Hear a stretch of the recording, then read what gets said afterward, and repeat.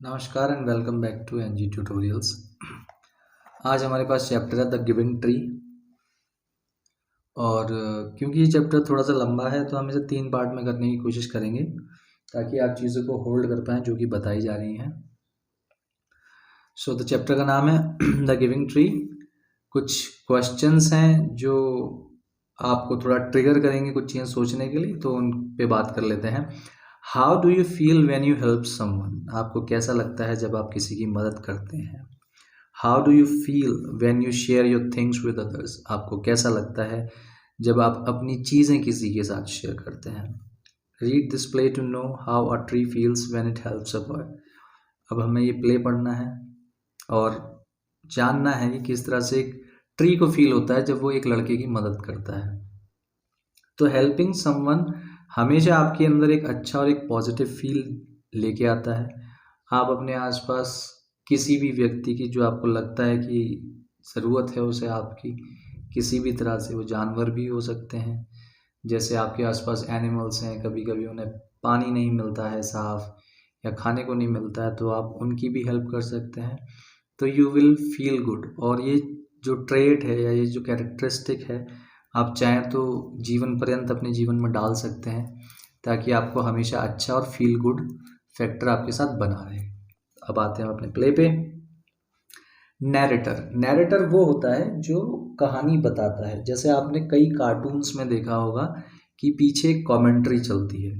जैसे Oggy and the 3 cockroaches आपकी cartoon है जो मैं देखा करता था, आप भी देखा करते होंगे शायद। तो उसमें 3 कैरेक्टर हैं, उनकी आवाज़ आती है और ऑगी और उसके भाई की आवाज़ आती है। उसके अलावा भी एक कैरेक्टर होता है जिसकी आवाज़ लगातार आती रहती है, जो कहानी बता रहा है कि अब ऑगी ऐसा करेगा या अब ऑगी कैसा करेगा।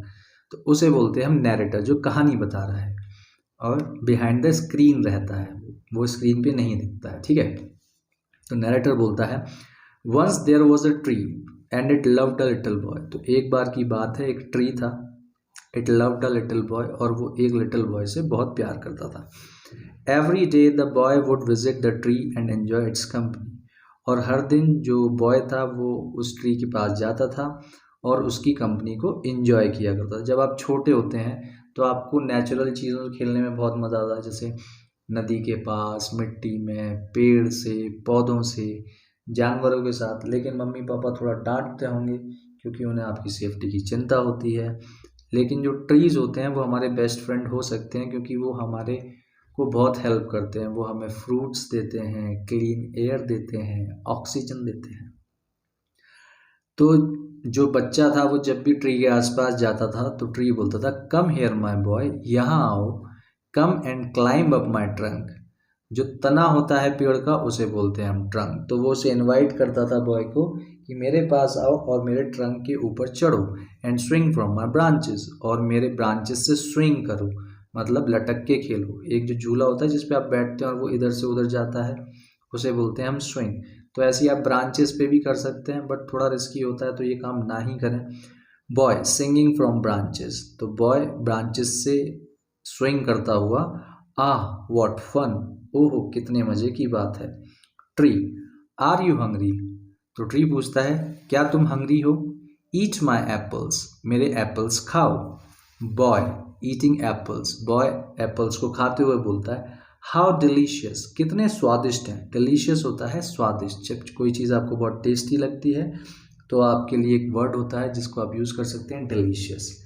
नैरेटर, अब नैरेटर वही जो कहानी बता रहा है, वो कैसे कैसे आगे बढ़ेगी ये समझाएगा। When the boy was tired, तो जब लड़का थक जाता था, टायर्ड मतलब थकना, he slept under the tree, वो ट्री के नीचे सो जाता था। स्लीप का पास्ट होता है slept, under the tree. The tree was happy, और जो ट्री था वो बहुत खुश होता था। किस बात से? टू गिव इट शेड, अपनी परछाई उसे देता था, अपनी छाया देता था। आप भी कभी गर्मी में जब आपको धूप लगती है तो आप कोशिश करते होंगे अपने आसपास कोई पेड़ दिखे और आप उसकी छाँव में बैठ जाएं, आराम कर लें। बट टाइम वेंट बाय, और समय निकलता गया। And the boy grew older, और जो लड़का था वो बड़ा हो गया। एंड वेंट अवे, अब जैसे आप एक स्कूल में पढ़ते हैं, एक क्लास में पढ़ते हैं, जब आप बड़े हो जाएंगे तो आप कॉलेज में चले जाएंगे, आप अपने शहर को छोड़ के कहीं दूर चले जाएंगे, तो आपके जितने भी फ्रेंड्स होते हैं पुराने, वो आपके पीछे रह जाएंगे। तो इसी तरह से ट्री जो था वो पीछे रह गया और बॉय जो था वो आगे चला गया। The tree was often alone. अब ट्री पीछे रह गया तो वो अपने आप को अकेला फील करने लगा। अलोन का मतलब होता है अकेला। After some years one day the boy came to the tree and the tree was very happy. और कुछ सालों बाद वो लड़का एक दिन दोबारा उस ट्री के पास आया और ट्री बहुत हैप्पी हो गया। जैसे कि आपके कोई पुराने फ्रेंड्स या कज़न्स जब बहुत दिनों बाद छुट्टियों में आपसे मिलने आते होंगे तो आप हैप्पी हो जाते हैं ना, क्योंकि वो आपके फ्रेंड्स हैं, आपके क्लोज हैं, आप उनके साथ खेलते हैं, मज़े करते हैं। इसी तरह से जो ट्री था वो भी काफ़ी हैप्पी हो गया। Tree, come my boy, come and climb up my trunk and swing from my branches.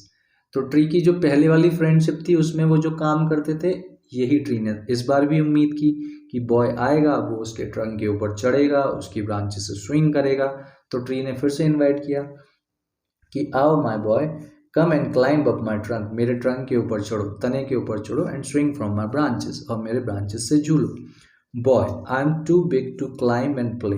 अब बॉय बोलता है कि अब मैं बहुत बड़ा हो गया हूँ, अब मैं ऐसे पेड़ पे चढ़ने वाला खेल नहीं खेल सकता। I want to buy things and have fun. मैं चीज़ें खरीदना चाहता हूँ और मैं ज़िंदगी में मज़े करना चाहता हूँ। अब जैसे आप अभी छोटे हैं तो आपको किस चीज़ से मज़ा आता होगा? क्रिकेट खेलने दिया मम्मी ने, चॉकलेट खा ली, आइसक्रीम खा लिया, कार्टून देख लिया। लेकिन अगर आप अपने बड़े भैया को देखेंगे या मम्मी पापा को देखेंगे तो अब उनके जो फ़न होते हैं वो अलग हो चुके हैं। आई वॉन्ट सम मनी, मुझे कुछ पैसे चाहिए। Can you give me some money? तो वो बोलता है कि अब मुझे पैसे चाहिए, क्या तुम मुझे कुछ पैसे दे सकते हो? Tree, I am sorry, I have no money, I have only leaves and apples, you can pluck my apples and sell them in the market, then you will have money.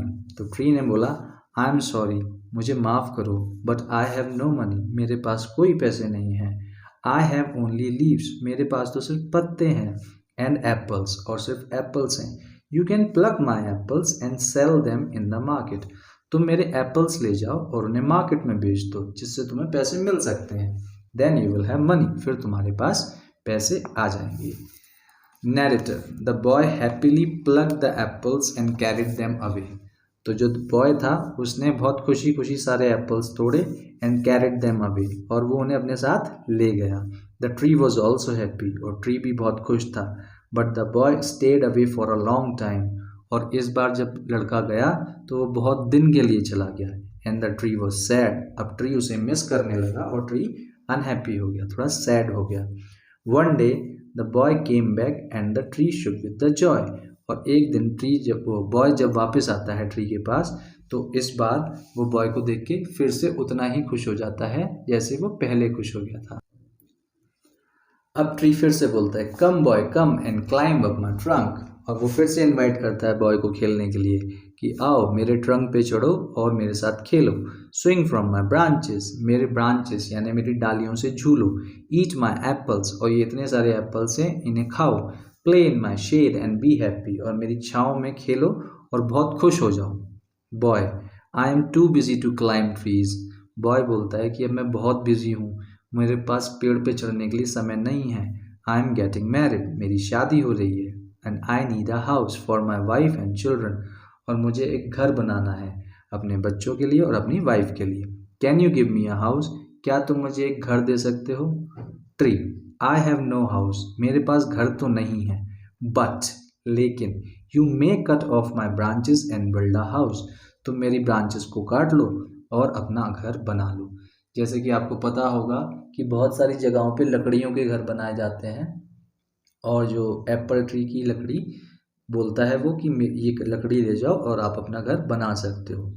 Narrator, so the boy cut off the tree's branches, तो boy ने tree के branches को काट दिया। And carried them away to build a house, और उन्हें ले जाके एक घर बनाया। बिल्ड का मतलब बनाना। The tree was very happy, अब ट्री बहुत खुश हुआ क्योंकि वो किसी न किसी तरह से हेल्प कर पा रहा था बॉय की, और वो बॉय को बहुत अच्छा फ्रेंड मानता था अपना, तो उसे इस बात से खुशी मिल रही थी कि वो किसी न किसी तरह से हेल्प कर पा रहा है। But the boy stayed away for a long time and the tree was sad again, अब इस बार बॉय जो गया तो वो और लंबे समय तक के लिए चला गया, और the tree was sad again, और ट्री दोबारा से दुखी हो गया।